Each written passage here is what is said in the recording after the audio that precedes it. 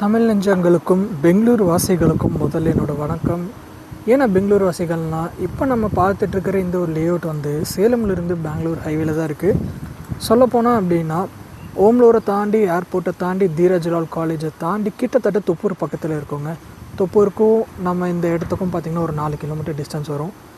ஹைவேக்கும் இடத்துக்கும் கூட ரொம்ப ரொம்ப ரொம்ப பக்கம், அதாவது ஜஸ்ட் ஒரு 20 மீட்டர்ஸ் அவையில் தான் இருக்குது.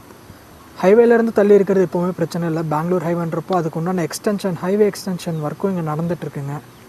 ஸோ 20 மீட்டர்ஸ் அவையில் தான் இருக்குது, தப்பில்லை.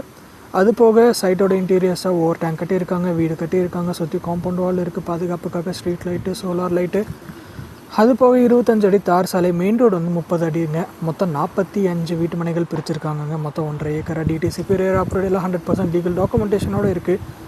அக்கம் பக்கம் ஃபுல்லாக வீடுங்க தான், full and full residential area. ஒரு ஸ்கொயர் ஃபீட் ரேட் பார்த்திங்கன்னா 1500 ரூபா மட்டும்தாங்க.